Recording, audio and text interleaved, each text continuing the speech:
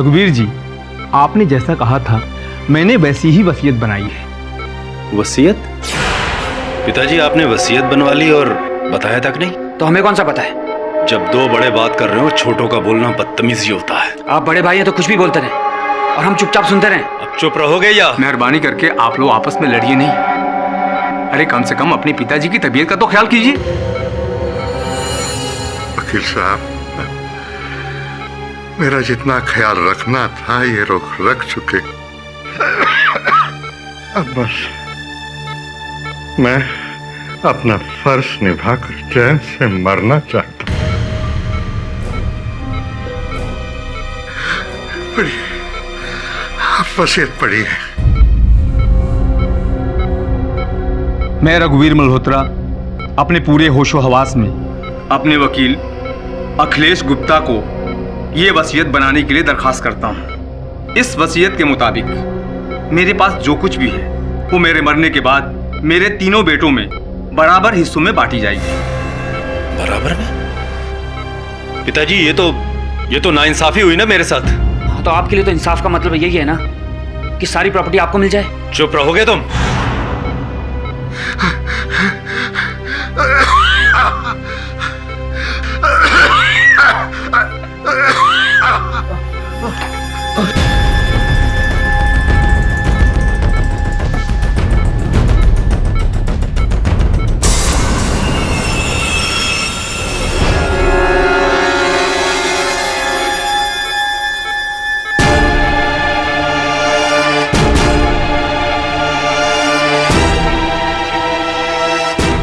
आप लोग प्लीज इन्हें आराम करने दीजिए, नहीं तो उनकी तबीयत और भी खराब हो सकती है।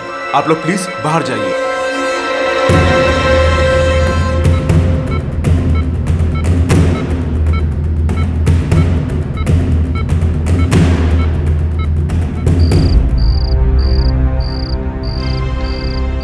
भैया शर्म आनी चाहिए आपको। पिताजी वहां हॉस्पिटल में अपनी आखिरी सांसें गिन रहे हैं और आपको यहाँ प्रॉपर्टी के बंटवारे की पड़ी है। तो क्या गलत कर रहा हूँ? 10 साल दिन रात मैंने मेहनत करके इस बिजनेस को संभाला है और आज बंटवारा हो रहा है तो सबका बराबर में हिस्सा। जो आपने 10 साल में किया है ना वो मैंने 2 साल में करके दिखाया है। ये मत भूलो कि बिजनेस की ABCD मैंने तुम्हें सिखाई है। हाँ जानता हूँ, आपने सिखाई है।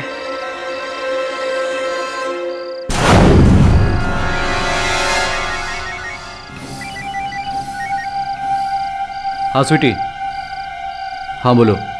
आपको कोई बात एक बार में समझ में नहीं आती। बस अब अगर एक भी लफ्ज बोला ना तो अच्छा नहीं होगा तेरे लिए।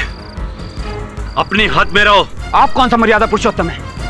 हर बड़ा भाई राम नहीं होता। बस अब अगर बोला ना तो मेरे हाथ से कुछ हो जाएगा। क्या कर लेंगे आप? जान से मार देंगे? हाँ मार दूंगा तुझे जान से। भैया हाथ उठ जाएगा मेरा भी। बदतमीजी करेगा तू? भैया छोड़ो मुझे। मैंने कहा छोड़ो मुझे। दिखा हाथ उठा के तू मुझ पर। भैया छोड़ो मुझे।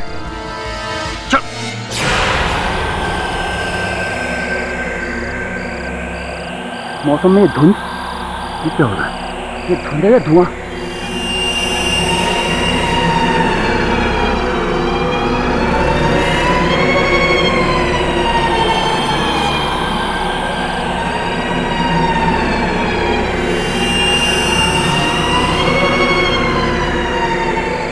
अजय, कहाँ हो तुम? अजय तुम ठीक तो हो ना? अजय कहाँ हो तुम? अजय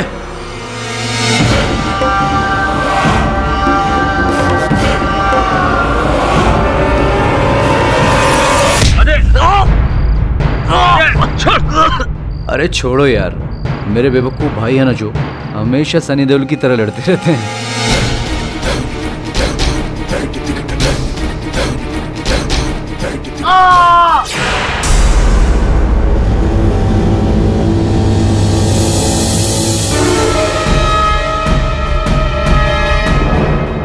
भैया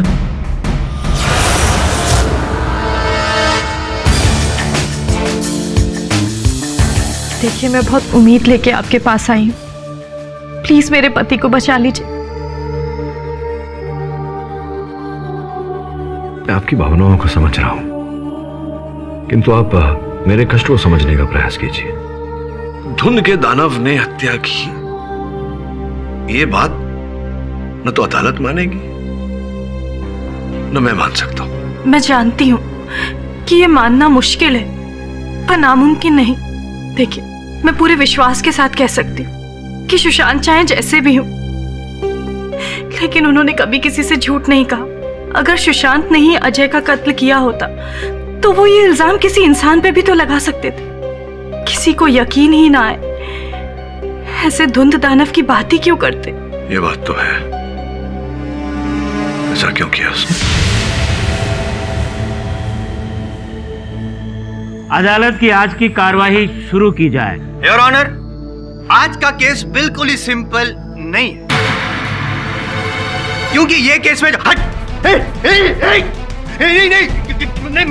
मैंने क्या किया? हट जाओ तुम लोग।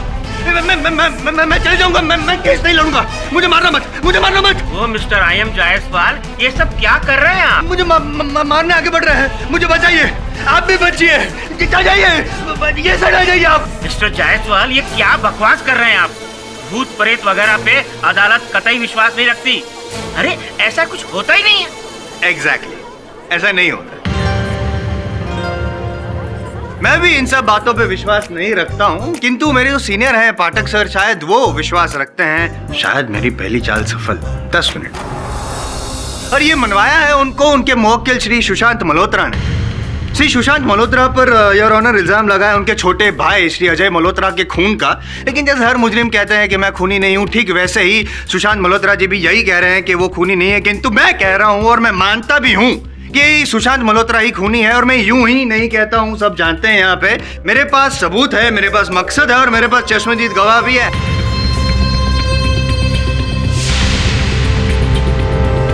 सबसे पहले सबूत की बात करते हैं योर ऑनर। सबूत ये है कि जो फोरेंसिक रिपोर्ट है उसमें साफ लिखा गया है कि अजय मल्होत्रा की मौत गला दबाने की वजह से हुई है, और अजय मल्होत्रा के गले पर सुशांत मल्होत्रा जी की उंगलियों के निशान पाए गए।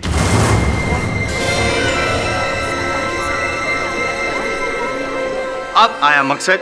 तो सुशांत जी, अजय जी और राजेश जी के जो पिताजी हैं श्री रघुवीर मल्होत्रा जी, उन्होंने एक वसीयत बनाई है। वसीयत में लिखा है कि उनकी जो जायदाद है उनके 3 बराबर हिस्से किए जाए।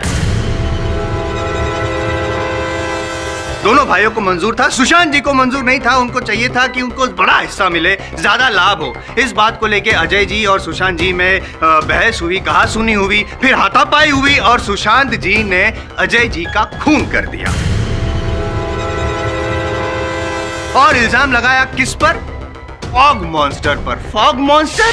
खैर, चश्मदीद गवाह है सुशांत जी और अजय जी के छोटे भाई राजेश मल्होत्रा जी। राजेश जी, उस रात आपने क्या देखा ये बताइए। हम तीनों भाई सुनसान गली से गुजर रहे थे, और सुशांत भाई और अजय भाई के बीच में वसीयत को लेके बहुत बहस हो रही थी। अजय!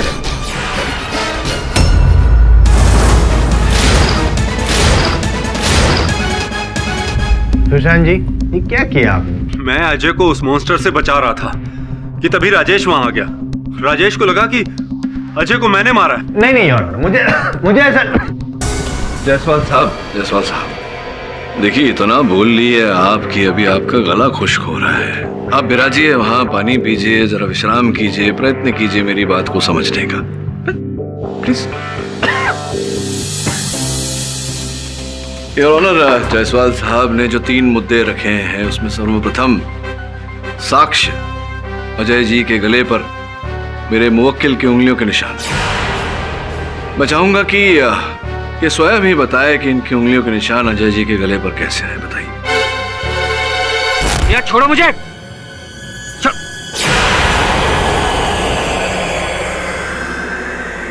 मौसम में धुंध क्या हो रहा है?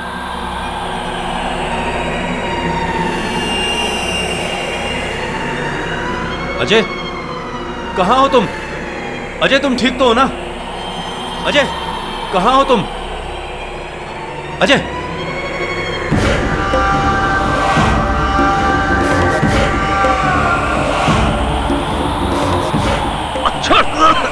छोड़ मेरे भाई को। योर ऑनर, सुशांत जी के कथन के अनुसार ये अजय जी को मारने का नहीं, उन्हें बचाने का प्रयास कर रहे थे, जिस कारण से इनकी उंगलियों के निशान अजय जी के गले पर आए। जायसवाल साहब की दलील का दूसरा भाग। हेतु, उद्देश्य।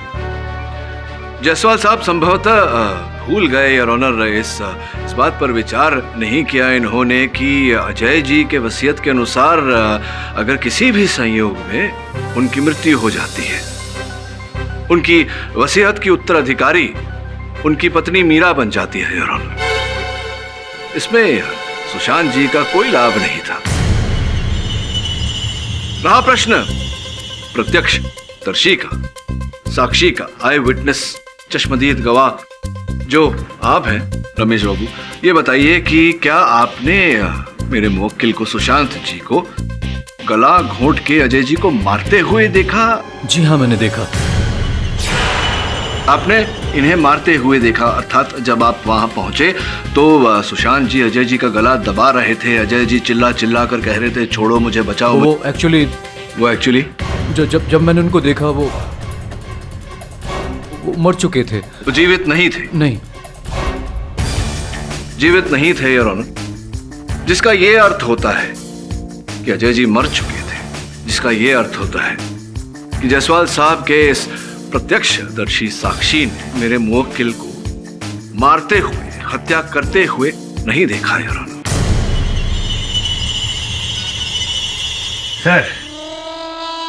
सर मैं यूं ही आपको अपना गुरु नहीं मानता। मानता हूं मैं कि आपने मेरे तीनों खाने चित कर दिए, लेकिन चौथा खाना अभी बचा है, धुंध, द फॉग। धुंध का क्या? धुंध होता है और धुंध का दानव आप ही ने कहा कि ऐसा कुछ होता नहीं। करेक्ट। मैं भी ये नहीं कहता हूँ कि वो धुंध का दानव था, लेकिन धुंध तो था। तो धुंध आया कहाँ से? धुंध का सहारा लेकर ही तो सुशांत जी ने अजय जी का गला दबा दिया। ये आप कथन दे रहे हैं या अनुमान लगा रहे हैं? विश्वास है मेरा, और विश्वास आपको भी दिलाता हूँ। राजेश जी बताइए, आप उस रात कहाँ से कहाँ जा रहे थे? हम लोग हॉस्पिटल से फार्म हाउस जा रहे थे। हॉस्पिटल से घर जा रहे थे? कैसे जा रहे थे, ऐसे पैदल? जी हाँ, एक्चुअली हम लोगों की जो कार थी उसका टायर जो है वो पंक्चर हो गया था। गाड़ी का टायर पंक्चर हो गया? जी। तो ये आपको कैसे पता, मतलब किसने बताया आपको? एक्चुअली ये सुशांत भाई ने बताया। हम लोग सब वेटिंग रूम में बैठे थे और इन्होंने आके बताया। मैं केवल इनसे ये जानने का प्रयास कर रहा था कि कहीं ये ऐसा तो नहीं कह रहे कि सुशांत जी ने स्वयं अपनी गाड़ी का टायर पंक्चर किया ताकि ये दोनों भाइयों को पैदल लेकर जा सके? एग्जैक्टली। और यहाँ तक कि गाड़ी में जो जैक होता है वो भी गायब कर दिया ताकि स्टेपनी चेंज ना हो सके। इतना सब कुछ किया, तो जब इतना सब कुछ इन्होंने किया और आप दोनों को सुझाव दिया पैदल जाने का, तब आपने सुझाव नहीं दिया इन्हें टैक्सी या रिक्शा करने का? अजय भाई ने दिया था, लेकिन सुशांत भाई ने कहा कि आगे कोई शॉर्टकट है, पैदल ही चलते हैं। सर, इसे कहते हैं कुल्हाड़ी पर पैर मारना। सर, सुशांत जी शांत जगह पे क्यों लेके गए, मतलब सुनसान गली में दोनों भाइयों को क्यों लेके गए थे पैदल? खून का प्लानिंग पहले से किया हुआ था, इसलिए टायर भी पंक्चर किया हुआ था, इसीलिए उनको वहां पे लेके गए। और फिर वहां पे क्या किया वो तो मैं आपको बता चुका हूँ। Your honour, the case is over.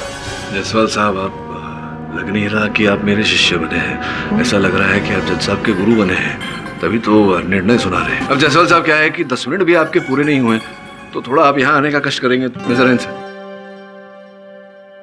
तो राजेश बाबू, ये जो जब लड़ रहे थे दोनों, आपके दोनों भाई अजय जी और मेरे मुवक्किल, तो आप क्या फोन पर वार्तालाप कर रहे थे किसी से?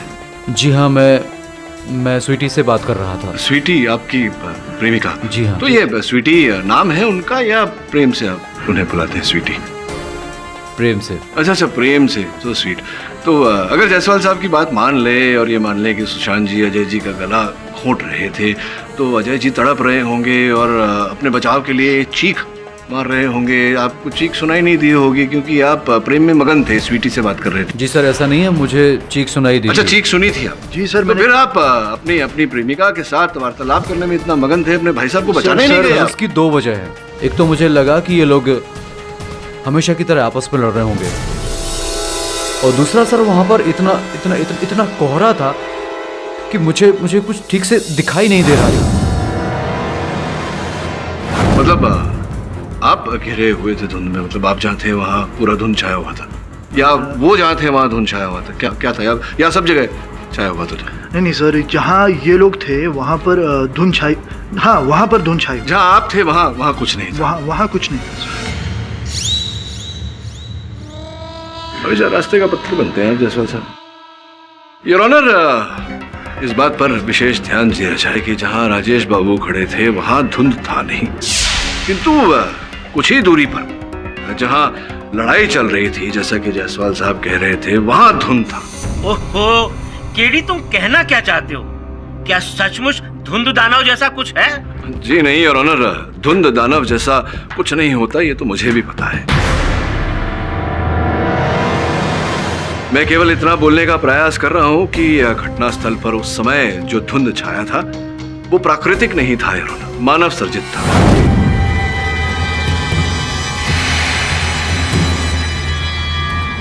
किसी व्यक्ति ने अवसर का लाभ उठाया, अजय की हत्या की और सुशांत जी को आरोपी बनाया। ये कोई जो था, अगर उसने अजय जी का गला दबाया तो उस कोई की उंगलियों के निशान अजय जी के गले पे क्यों नहीं? कितने केस लड़े हैं आप जायसवाल साहब? बहुत अनगिनत।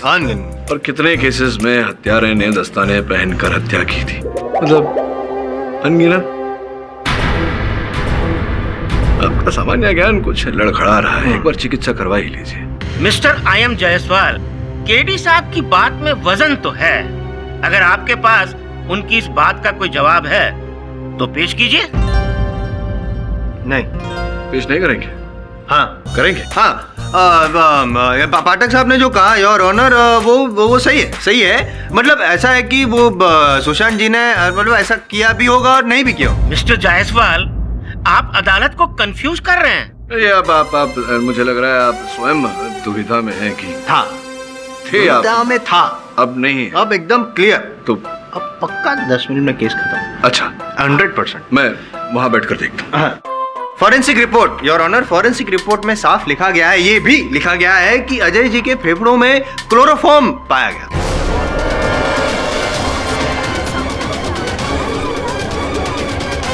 और वो क्लोरोफॉर्म इस रुमाल में भी पाया गया है। ये रुमाल क्या लगता है किसका है? मेरा नहीं है। झूठ बोल रहे हैं, ये इन्हीं का रुमाल है। झूठ बोल रहे हैं क्योंकि ये बहुत चतुर है।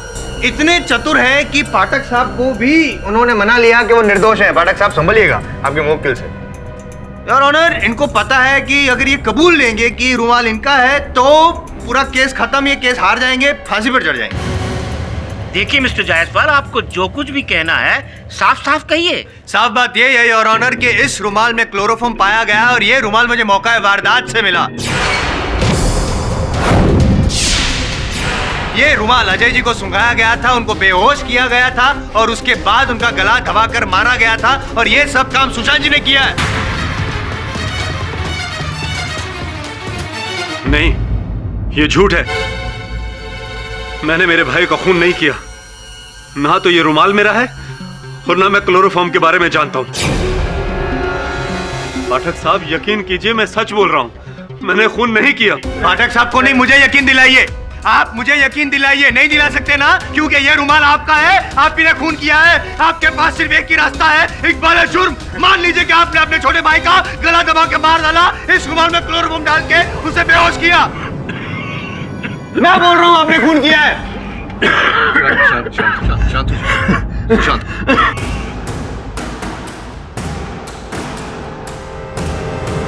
नहीं, लेकिन आप शांत करके चिल्लाने से कुछ नहीं होगा। सर्वप्रथम तो आपके पास इस बात का कोई प्रमाण नहीं कि ये रुमाल इनका है या नहीं? नहीं है। द्वितीय,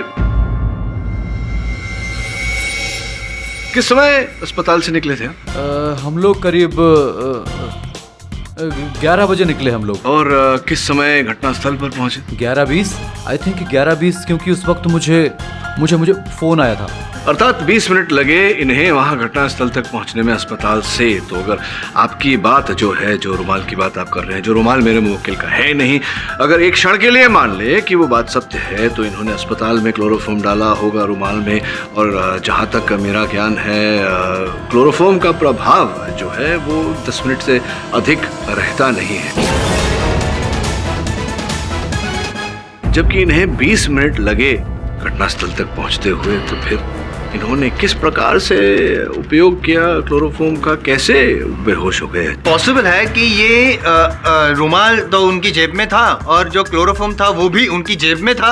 अच्छा, वहां पे पहुंचे क्राइम सीन पर और जैसे ही राजेश जी को स्वीटी का फोन आया वो साइड में हुए। हाँ स्वीटी,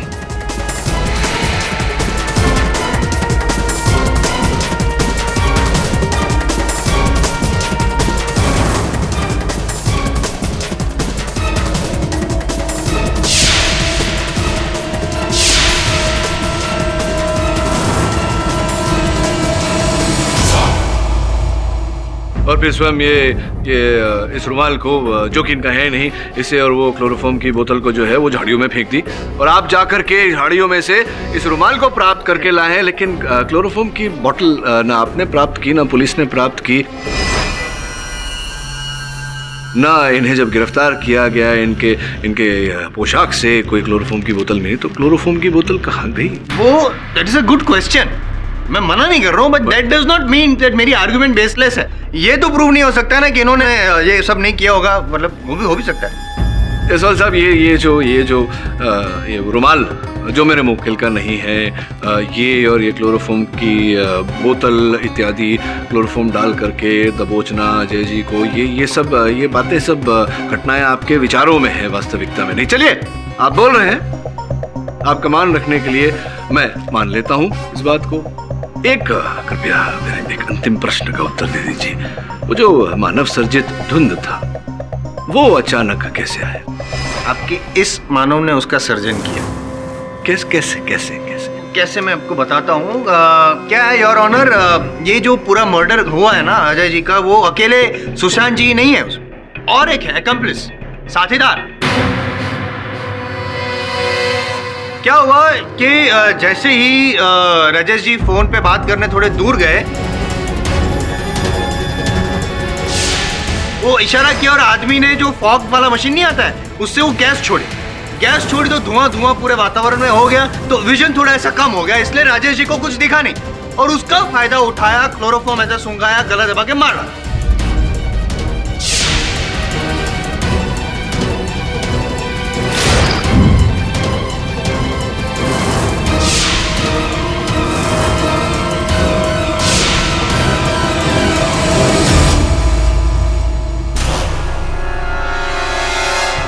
देखिए, मुझे लगता है कि ये जो चौथा व्यक्ति है जिसे आप भागीदार बना रहे हैं सुशांत जी का, ये भी व्यक्ति आपके विचारों में ही है, वास्तविकता में नहीं। मैं पूछना चाहता हूँ आपसे कि एक क्षण के लिए अगर मैं आपकी बात मान लेता हूँ, तो सर्वप्रथम क्या हुआ धुंधशाही, जिसका लाभ उठाकर ये जो रुमाल आप कह रहे हैं मेरे मुवक्किल का है, जो कि है नहीं, इस पर क्लोरोफॉर्म डाला। अजय जी तो धुंध के कारण परेशान थे और वो यहाँ वहाँ धुंध में भटक रहे थे। क्या लगता है आपको, जब ऐसा धुंध छाया हो कहीं, तो कितनी दूरी तक देख पाता है व्यक्ति? डिपेंड्स, मतलब अभी पिछली बार मैं कहाँ गया था, 2 फीट, मतलब ऐसा कभी 2 फीट दिखता नहीं, कभी 2 फीट की दूरी पर भी नहीं दिखता। तो फिर मुझे कृपया समझाइए कि उस समय तो धुंध छाया हुआ था और आपके कहे अनुसार मेरे मुवक्किल रुमाल में क्लोरोफॉर्म डाल रहे थे, तो क्या अजय जी वहाँ खड़े खड़े देख रहे थे इन्हें रुमाल में क्लोरोफॉर्म डालते हुए, या कहीं और चले गए थे? अगर कहीं और चले गए थे, भटक गए थे, तो धुंध में मेरे मुवक्किल ने अजय जी को कैसे देख लिया?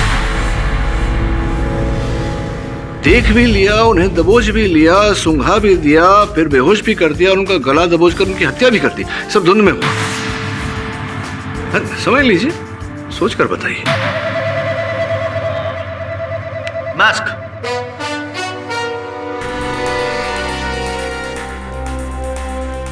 ये योर ऑनर, ये मास्क, ये चश्मा, ये यूं और ये यूं आंख पे लगाते हैं, और एक वो फॉग लाइट आती है जिसकी वजह से धुंध या धुआं जब होता है ना, तो उसमें भी सब कुछ क्लियरली दिखता है।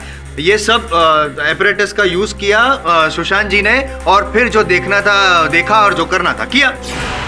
ये सब सारी वस्तुएं जो है जयसवाल साहब जो कह रहे हैं जी, ये आपने देखी थी अपने भाई साहब के पास अस्पताल से जब चले थे आप? जी नहीं थे ये सब? नहीं नहीं थे जयसवाल साहब। वो साथीदार जो था ना उनका जो जो साथी इनका जो आपके विचारों में है नहीं, जो मैं प्रूफ करूंगा ना। अच्छा, आप करेंगे? विचारों में से अदालत तक लेके आऊंगा, देखना। नहीं जसवाल साहब, बहुत हो गया अभी जरा थम जाइए। ये रुमाल पता नहीं किसका लेकर आए हैं, ये रुमाल मेरे मुवक्किल का नहीं है योर ऑनर। मुझे नहीं लगता इनके पास कुछ है। क्या है? मेरे पास अगला गवाह है ना, दीनदयाल जी। योर ऑनर, मुझे नहीं लगता इनके पास कुछ है। क्या है? मेरे पास अगला गवाह है ना, दीनदयाल जी।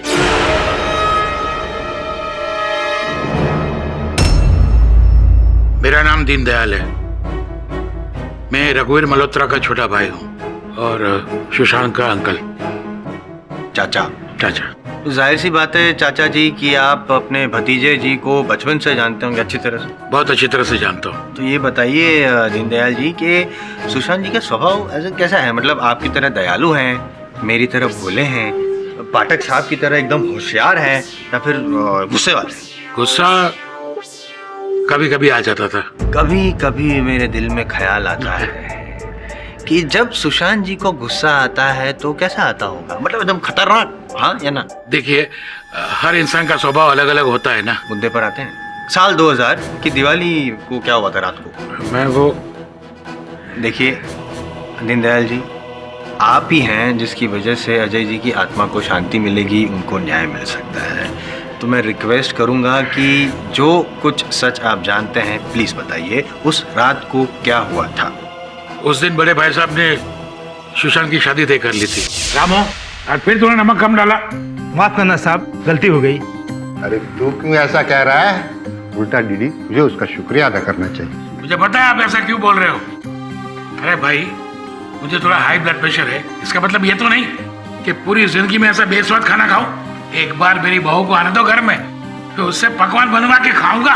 हमारे जूही है ही लाखों में एक। हाँ, लाखों के बीच में एक ही है। बहुत बकवास करते हो तुम। बकवास नहीं कर रहा हूँ भैया, आपको नहीं पता जूही ने कितनों को बनाया सैया। होने वाली भाभी के लिए ऐसी बात करता है, तुझे शर्म नहीं आती? तो तेरी भाभी होने वाली है। चुप हो जा वरना जान से मार दूंगा तुझे मैं।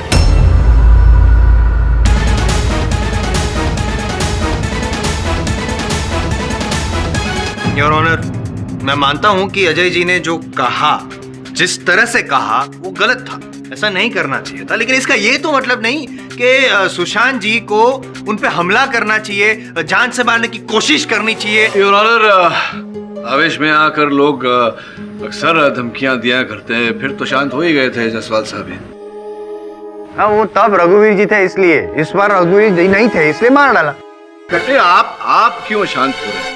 कभी आप कह रहे हैं कि इन्होंने आवेश में आकर हत्या की, कभी आप कह रहे हैं कि इन्होंने योजना बनाकर मास्क और क्लोरोफॉर्म और रुमाल लाकर हत्या की। अब क्या माने, सत्य क्या माने? आवेश में आके प्लानिंग की और फिर प्लानिंग को एग्जीक्यूट किया, मर्डर किया। और मैं यूं ही नहीं बोल रहा हूं, मेरे पास गवाह है इस बात को साबित करने के लिए। स्वर्गवासी अजय जी की पत्नी जी मीरा।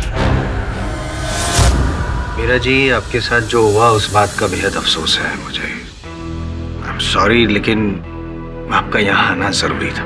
इट्स ओके, पर मेरी एक ख्वाहिश है योर ऑनर कि मेरे पति के कातिल को फांसी की सजा जरूर मिले। जरूर मिलेगी। अब सिर्फ इतना बताइए मीरा जी कि आपको ऐसा क्यों लगता है कि सुशांत जी ने ही आपके पति को मारा होगा? उस दिन मैंने इन्हें किसी से फोन पर बात करते हुए सुना था। मुझे कुछ नहीं सुनना। अरे मैंने तुम्हें एडवांस दिया ना, मुझे फॉग मशीन चाहिए तो चाहिए। अरे मेरा सारा प्लान चौपट हो जाएगा। नहीं, मैं हर हाल में।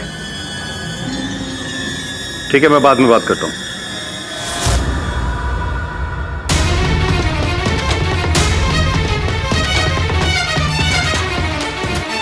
पाठक साहब, ये बात मैं आपको बताने वाला था, लेकिन उसी बीच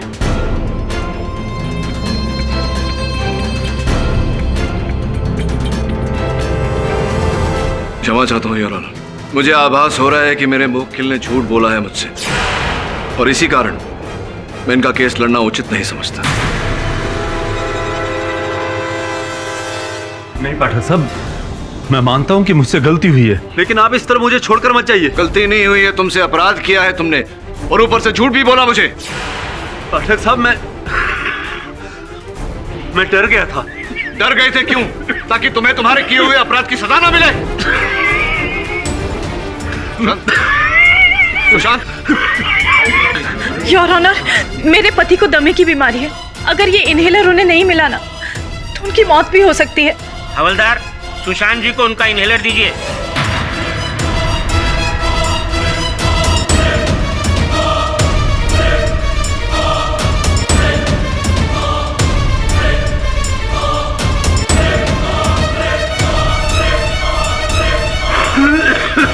ये अदालत अगली तारीख तक के लिए मुलतवी की जाती है।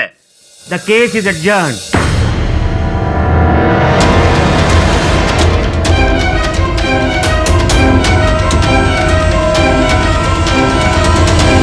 मिस्टर केडी, मैं सच कह रहा हूं। मैंने वो फॉग मशीन अपने बेटे के बर्थडे के लिए मंगवाई थी। तो फिर घटना स्थल पर फॉग कहां से आई, वो धुंध कहां से आई? मैं नहीं जानता। पता नहीं बोलने से तो नहीं चलेगा सुशांत जी। स्मरण करने का प्रयास कीजिए, कुछ तो याद होगा, कोई ध्वनि, कोई कुछ तो। नहीं मिस्टर केडी, वहां पर इतना अंधेरा था और हम दोनों लड़ने में बहुत बिजी थे। वहां किसी आवाज की तरफ मेरा ध्यान ही नहीं गया। कुछ भी विशेष? शायद किसी चीज के जलने की बू आ रही थी। अनुमान लगा सकते हैं क्या चल रहा था?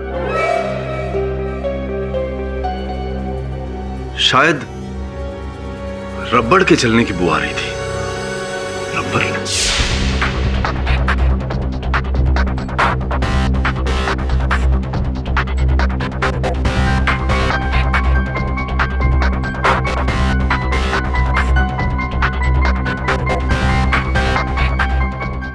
आंटी, आपने अपन को जो बोला ना, आप उनके बड़े भाई साहब को बताओ। टेंशन, डरने का नहीं, बोलो। हाँ साहब, उस रात को घर की बिजली चली गई थी साहब, तो मैं देखने के लिए बाहर गई थी। दूर धुआं दिख रहा था। आपको कोई गंध आई थी? हाँ साहब, बहुत गंदी बात आ रही थी। अरे वरुण भाई, एक और चीज है, यहाँ पर जितने भी लोग खड़े ले ना, किसी ने पॉइंटर भूत भूत किसी ने नहीं देखा। वो सिर्फ सुशांत ने देखे ला। आपके हाथ में क्या हुआ? पता नहीं साहब, कुछ दाने हो गए हैं। ये झोपड़पट्टी में तो बीमारियां आती जाती रहती हैं। इसका इलाज कराने के लिए अब पैसा कहाँ है साहब? क्या मैं इसकी तस्वीर खींच सकता हूँ? हाँ साहब, हाँ हाँ।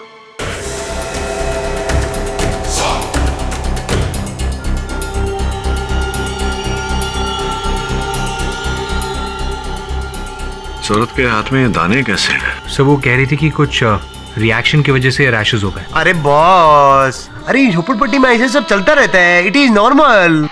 तूने कहा था कि घटनास्थल पर आसपास के पेड़ के पत्ते भी बेरंग हो गए थे। हाँ सर, और पक्षी अपने घोंसले भी छोड़कर चले गए। मेरा संदेह विश्वास में बदल रहा है। मुझे लगता है कि वो जो धुंध छाया था, उस धुंध में किसी प्रकार का रसायन मिला गया था। बॉस, वन क्वेश्चन, आपको ऐसा कैको लगा? ये तो रिपोर्ट आने पर पता लग ही जाएगा। तुम एक काम करो, वहां घटनास्थल पर लौट कर जाओ और पता लगाओ कि वहां किन किन लोगों को इस प्रकार के रैशेस हुए, और ये प्रयास करो कि उनका ब्लड टेस्ट करवाया जाए। क्षमा चाहता हूँ मीरा जी, आपसे एक निजी प्रश्न पूछना अनिवार्य है। आपके और आपके पति अजय जी के बीच संबंध, वैवाहिक संबंध कैसे थे? बहुत अच्छे। इनफैक्ट हम एक दूसरे के साथ बहुत खुश थे। विचित्र बात है कि अगर आपके विवाहित संबंध अच्छे थे और आप एक दूसरे के साथ खुश थे, तो अजय जी पता नहीं क्यों आपका पीछा कर रहे थे। अजय मेरा पीछा कर रहा था? ये किसने कहा आपसे? ये मुझसे कहा योर ऑनर, अजय जी के उस दूरभाष यंत्र ने, जिसे पुलिस ने प्राप्त किया था घटनास्थल से। मैं चाहता हूं कि आप एक बार इसमें दर्ज स्थिर चित्रों को देखें। आप ही के चित्र हैं, आपके प्रेमी के साथ। योर ऑनर, इसी बात का संदेह उन्हें हो गया था, जिस कारण से वो इनका पीछा कर रहे थे।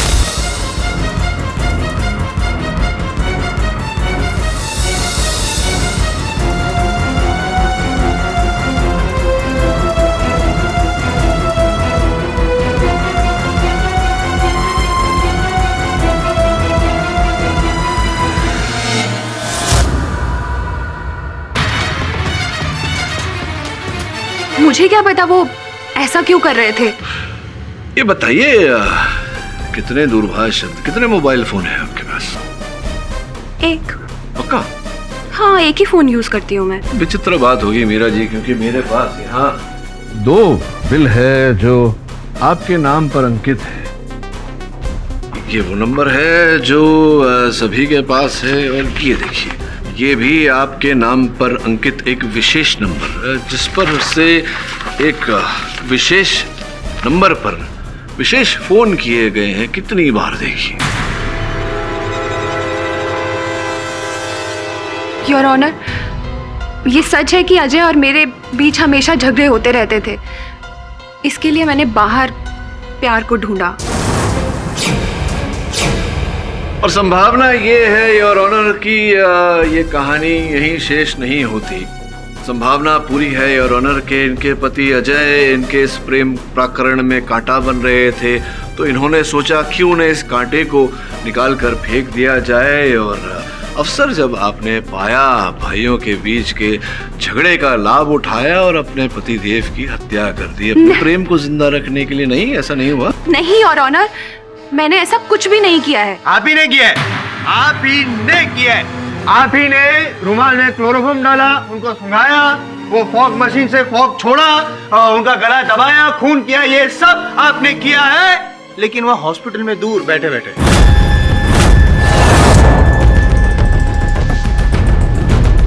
ऊर्जा है आप में जसवाल साहब। ये देखिए वो हुआ कैसे, इस संभावना को मैं अदालत के सामने प्रकट करता हूँ। बस अब अगर बोला ना तो मेरे हाथ से कुछ हो जाएगा। मेरे से बदतमीजी करेगा तू? भैया छोड़ो मुझे। मैंने कहा छोड़ो मुझे। दिखा हाथ उठा के तू मुझ पर।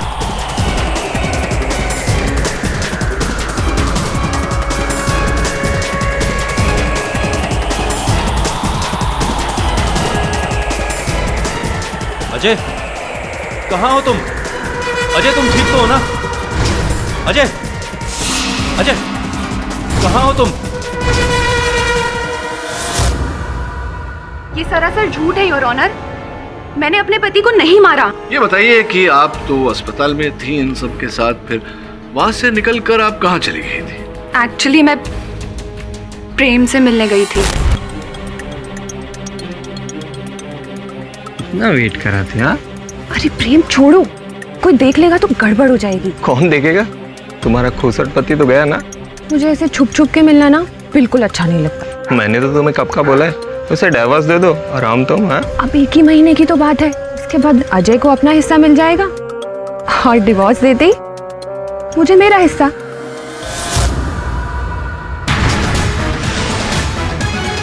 Objection your honour. जबरदस्ती कर रहे हैं पाठक साहब, जबरदस्ती कबूलवाना चाहते हैं कि मीरा जी ने खून किया है। Objection sustained. मैं अपने अगले गवाह की मदद से साबित कर दूंगा कि सुशांत जी खूनी है। मेरा अगला गवाह है योर ऑनर, शंकर जी। शंकर जी, आप कब से जानते हैं सुशांत जी को? मैं सुशांत अजय और राजेश के बचपन का दोस्त हूँ। ये बताइए कि सुशांत जी का बाकी जो फैमिली मेंबर्स थे उनके साथ वैसा रिलेशन कैसा था? सुशांत का बर्ताव तो सभी से अच्छा ही रहा, घर वाले भी बहुत खुश रहा करते थे। समझ में नहीं आया, अगर खुश थे तो अजय जी और सुशांत जी के आए दिन झगड़े क्यों हुआ करते थे? नहीं है जवाब आपके पास, उधर देख रहे हैं। कोई बात नहीं। ये बताइए कि रघुवीर अंकल जो हैं, इनके पिताजी बड़े हैं तो अंकल बोलना पड़ता है ना, तो उनको जब हॉस्पिटल में एडमिट करना था तो आप गए थे इनके साथ वो हॉस्पिटल ढूंढने के लिए? जी गए थे। क्या हुआ था? क्या यार सुशांत, पिछले 3 दिनों में न जाने हम कितने हॉस्पिटल चेक कर चुके हैं, पर तू है कि तुझे अब भी एक हॉस्पिटल और देखना है। हॉस्पिटल में पिताजी को एडमिट करवाना है। जब तक पूरी तसल्ली ना हो जाए मैं कोई फैसला नहीं कर सकता। वो सब तो ठीक है यार, पर मेरी समझ में ये नहीं आ रहा कि ऐसे सुनसान बियाबान जंगल में तू अंकल को लाना ही क्यों चाहता है, जबकि अजय और राजेश बिल्कुल नहीं चाहते। अरे यार, वो मेरे छोटे भाई हैं, बड़ा भाई मैं हूँ, उनसे ज्यादा दुनिया देखी है मैंने। अब जो भी फैसला करना है मुझे करना है। चल ठीक है, तू मुझे एक अच्छी वजह बता दे अंकल को यहाँ एडमिट करने की, मैं तेरी बात मान लेता हूँ। मेरे बचपन का दोस्त उस हॉस्पिटल में डॉक्टर है। बचपन का दोस्त? एक वजह तो ये हुई, दूसरा वो हॉस्पिटल शहर से काफी दूर है, पोल्यूशन भी कम होगा, नॉइज भी कम होगी, पिताजी के लिए अच्छा होगा। चल ठीक है, तो इतना कह रहा है तो मान लेता। अगर ऐसा होता तो जो हॉस्पिटल में फॉर्म भरा जाता है उसमें कहीं भी सुशांत जी उनके डॉक्टर का नाम क्यों नहीं लिखा, कहीं रजिस्टर नहीं करवाया?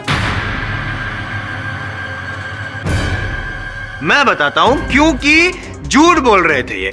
वहां पे उनका कोई ऐसा डॉक्टर दोस्त है ही नहीं, बल्कि उनका इंटेंशन कुछ और ही था। उनका इंटेंशन ये था हॉस्पिटल में फार्म हाउस के पास वो पिताजी को एडमिट करवाए ताकि वो अपने दोनों भाइयों को जंगल के रास्ते जो सुनसान गली है वहां पे वॉक पे लेके जाए और फिर अपना जो कांड था, हत्या कांड, वो करे। ये बिल्कुल झूठ है। उस हॉस्पिटल में मैं पिताजी को इसलिए लेकर गया था क्योंकि वो हमारे फार्म हाउस के नजदीक है, शहर से दूर। वहाँ पोल्यूशन कम है, ट्रैफिक का शोर कम है, ताकि आने जाने की सुविधा रहे और पिताजी को वहाँ शोर शराबा ना सुनना पड़े। की सुविधा को मैं अभी कैसे दुविधा में बदलता हूँ, देखिए। शंकर जी आप बताइए उसके बाद। एक दिन मैं सुशांत के घर गया था। सुशांत, सुशांत कहाँ है तू? बाथरूम में हूँ। यार जल्दी बाहर आ जा, हमें चलना भी है। बस 2 मिनट।